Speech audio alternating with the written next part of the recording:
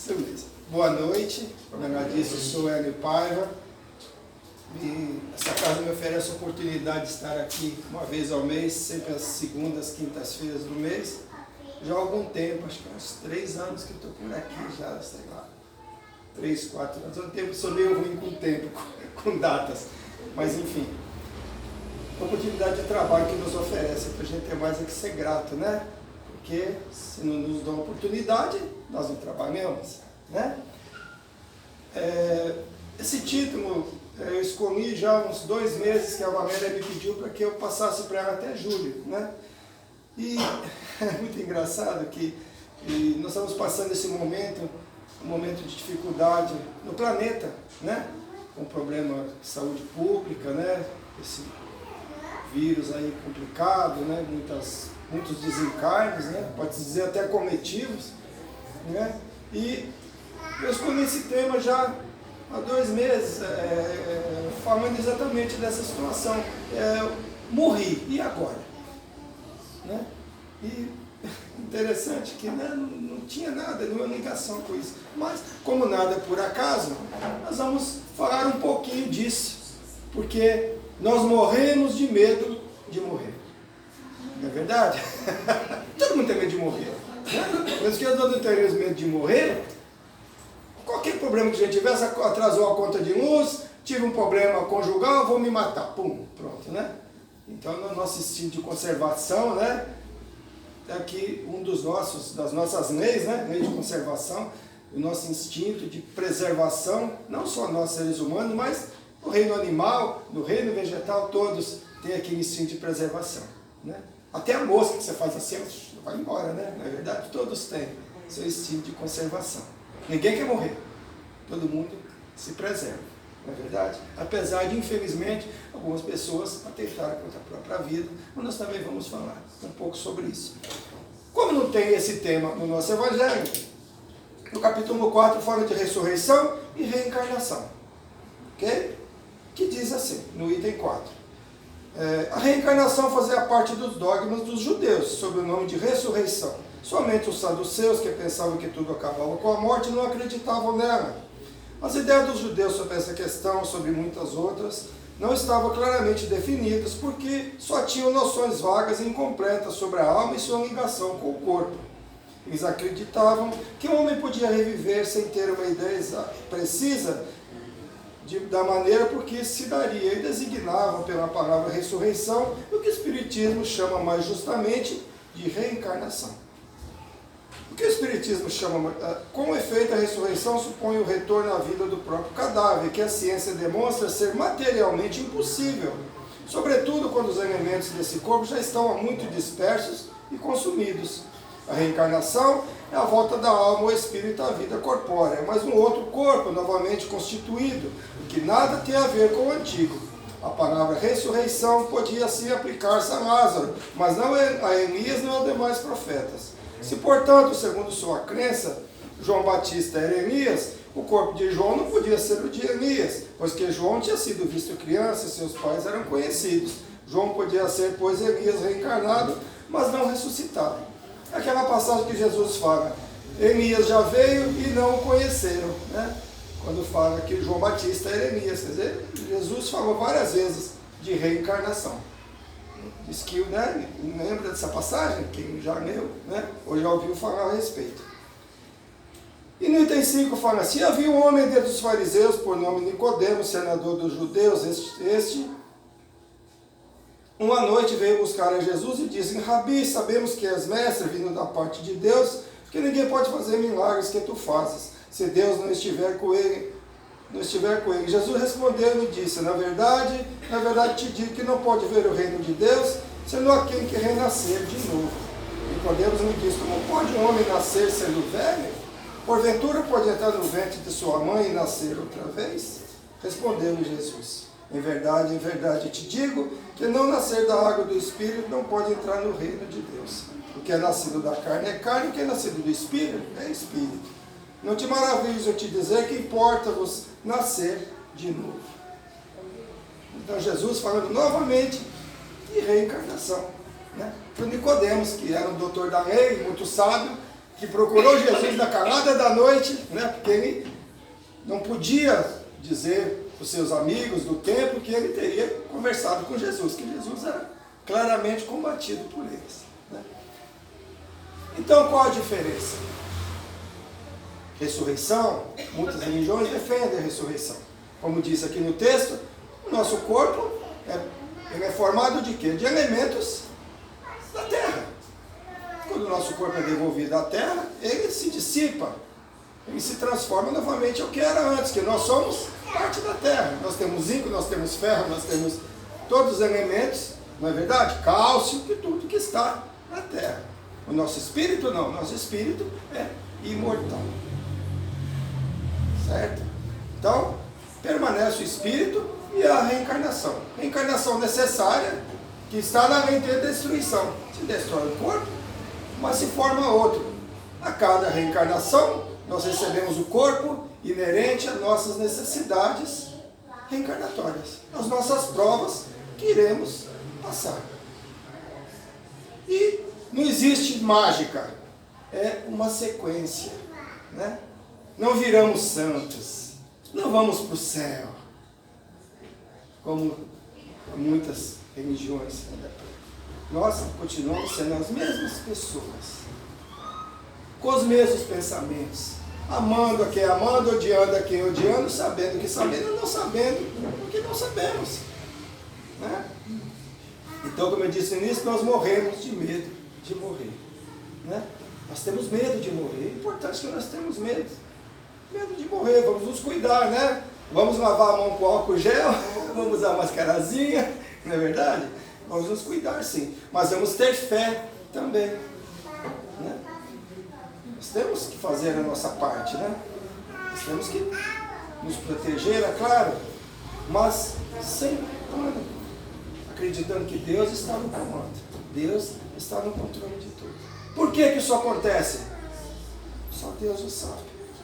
Mas o que nós sabemos, não criticando, mas de onde veio esse problema, é um país em que, olha só, a tecnologia é muito avançada. Todos nós consumimos os produtos que eles fabricam. Que coisas maravilhosas, né? Mas nós vemos que na higiene eles não são tão boas assim. Qualquer dificuldade que acontecer na nossa vida, ou num país, ou num estado, ou no nosso lar, ou no nosso trabalho, o que é que eu aprendi com isso? Que proveito que eu estou tirando dessa dificuldade? E é o que a gente espera, depois que isso vai passar. Porque vai passar. Tanto passa os momentos de dificuldade, como passa também alguns momentos de alegria para nós que estamos aqui reencarnados nesse planeta.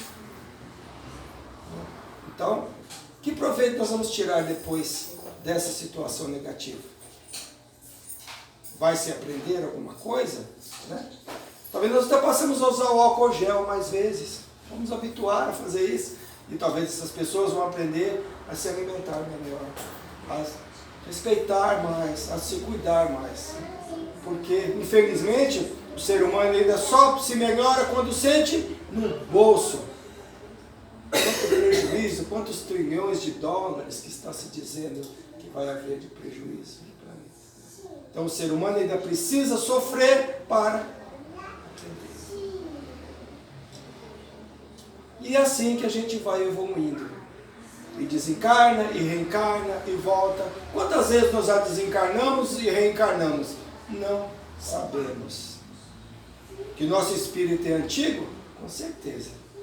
Quantas vezes já reencarnamos? O que nós já fomos? Que roupagem nós vestimos? Quem fomos nós? Né? Todo mundo quer ter sido rei, né? Não é verdade? Todo mundo foi importante, né? Nós já reencarnamos várias vezes. Já fui mulher, hoje eu estou reencarnado homem, que nós não somos, nós estamos. Tanto estamos no físico, como estamos nas posições que ocupamos. E essa é a parte mais importante. As posições se alteram, né? Ontem eu fiz uma palestra falando sobre isso, né? Quem se exaltar será humilhado.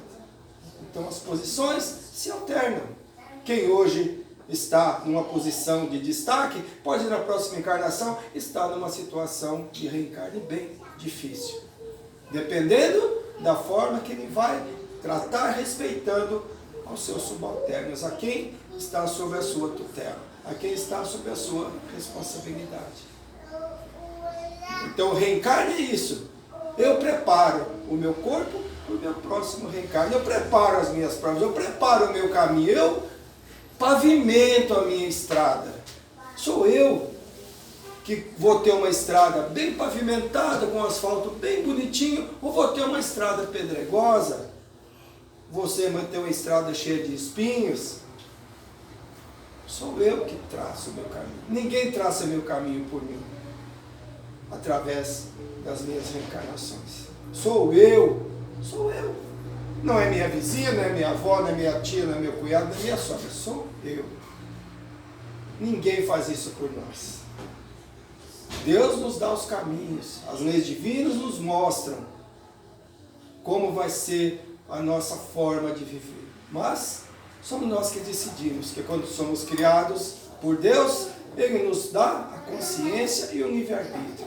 A consciência e o livre-arbítrio de fazer ou não fazer. Nós temos sempre dois caminhos a trilhar.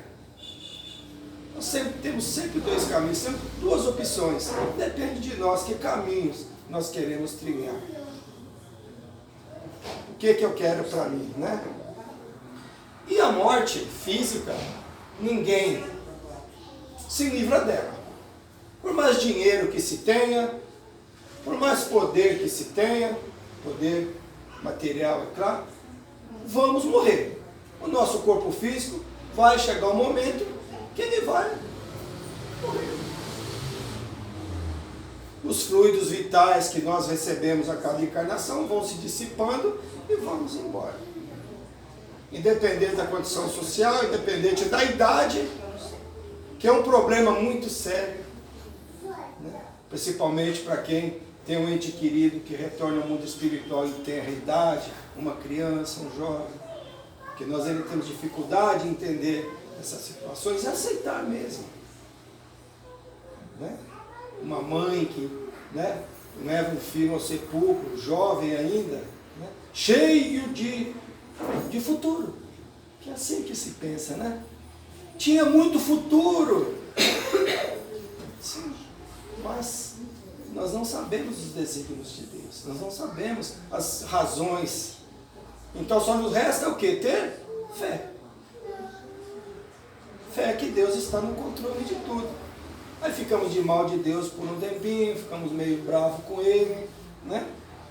Mas depois nós entendemos, ou talvez não entendamos por uma encarnação inteira, ou talvez por uma outra. Mas tudo tem a sua razão para acontecer, né? Desde que o mundo é mundo, que nós nascemos e nós morremos, nascemos e morremos, e não nos acostumamos com isso. Nós ainda não entendemos, né? Nós temos dificuldades. Quando é alguém já de uma idade avançada, que nós imaginamos que já está na idade mesmo, né? Já está fazendo hora extra, né? Tem gente que fala, não é verdade? Mas não é assim. As pessoas que nós amamos nunca estão fazendo hora extra. Só o idoso da casa vizinha. Da nossa casa não. Não é verdade? Quando é a avó do outro, ele faz. Quando a nossa não está fazendo hora extra. Só a avó do outro, né? Nós somos assim, não é verdade?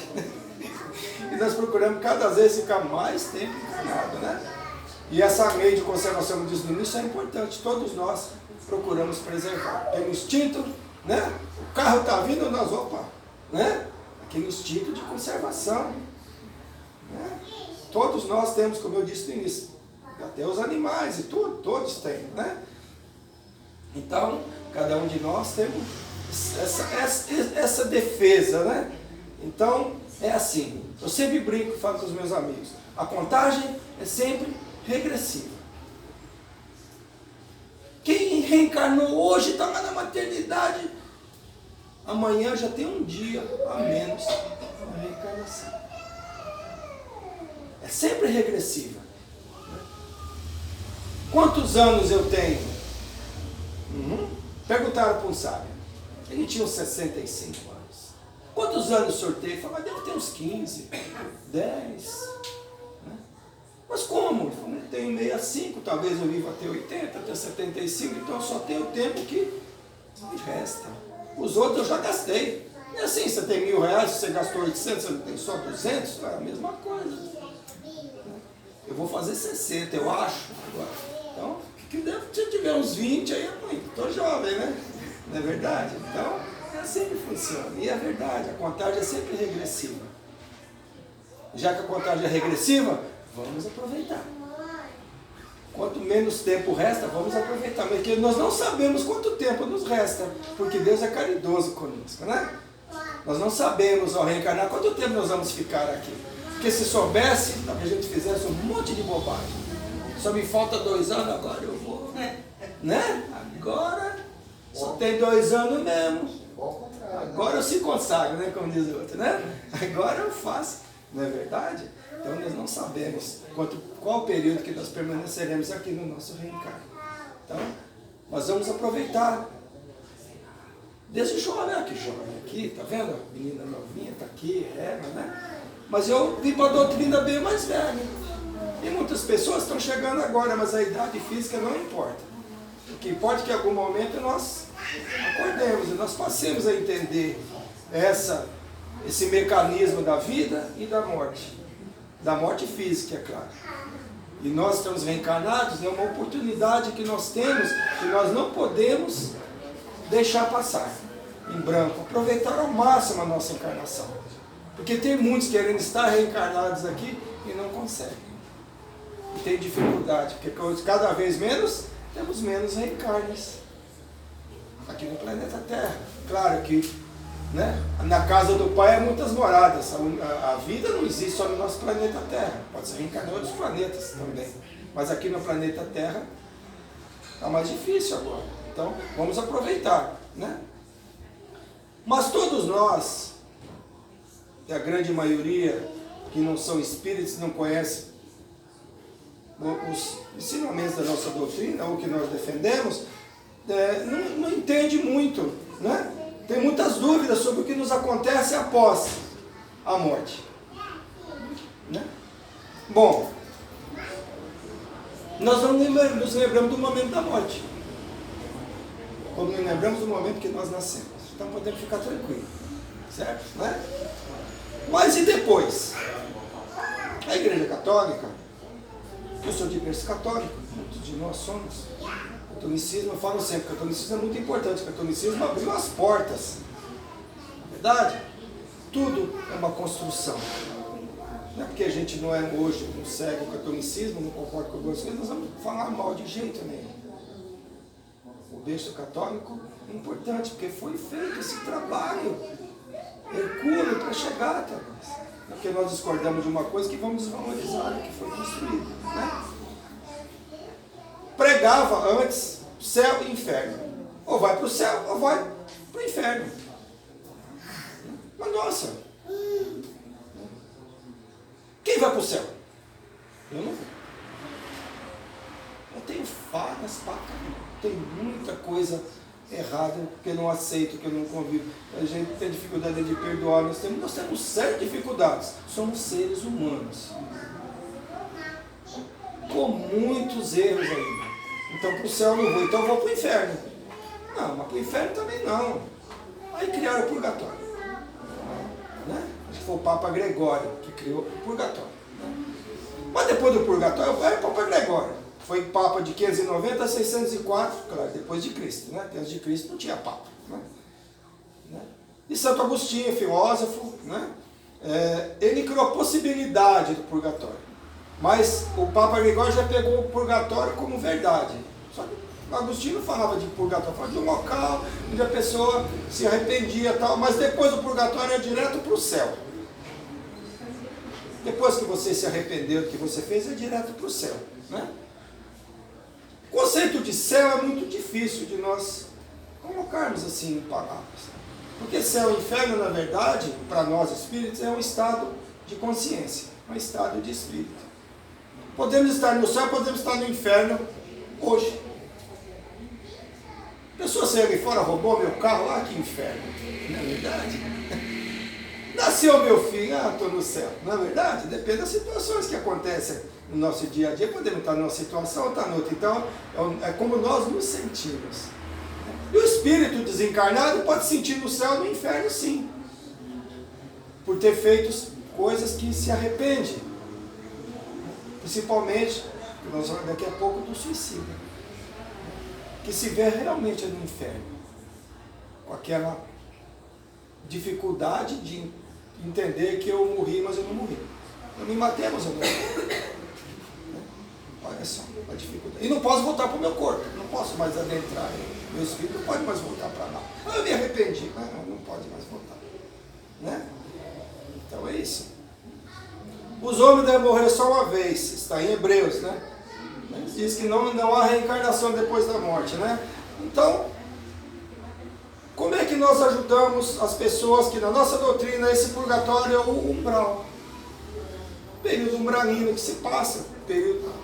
Quase todos nós vamos dar passadinha por lá, entendeu? Vamos dar passadinha por lá, pelo umbral, para rever situações. Mas a permanência vai depender do espírito entender os seus enganos cometidos.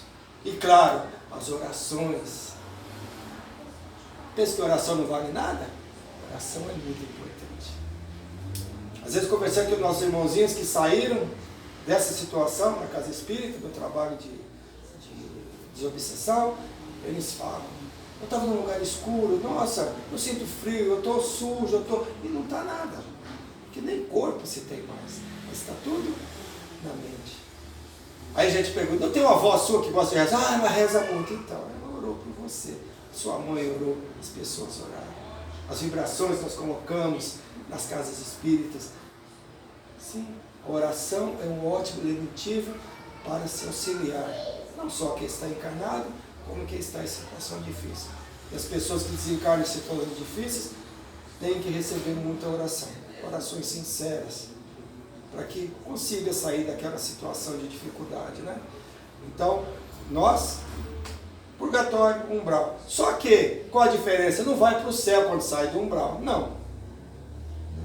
Vai a um lugar de refazimento, vai a um hospital espiritual, porque quando nós morremos, qual seja a enfermidade que nós somos acometidos, o nosso corpo espiritual, que é o nosso perispírito, que é o envoltório do nosso corpo, físico, que fica mais ou menos a 10 centímetros, aquele no passe precisa encostar a mão, porque o passe é dado no corpo espiritual, que é uma identidade espiritual, uma cópia do nosso corpo físico, onde se nós tivermos uma enfermidade no estômago, aquela parte do nosso corpo espiritual que está no estômago vai precisar. Alguém assistiu o filme do André Luiz, O Nosso Lar? Exatamente na área do estômago que ele tinha. Então, os pais espirituais vão cuidar daqueles ferimentos.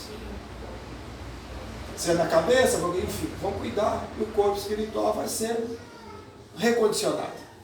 Vai ser tratado no hospital espiritual. Mas a pessoa sente aquele espírito, sente aquele mal-estar, como se tivesse aí do corpo físico. Então sempre falam para nós, eu estou, eu sou, e não diz que para ele continua vivo, está vivo mesmo, que o que morre é só o corpo físico. O espírito permanece. Que condições o espírito permanece depende de como nós cuidamos do nosso corpo físico aqui. Por isso a importância do cuidado. Por isso a importância de nós, na medida do possível, respeitar o nosso corpo físico.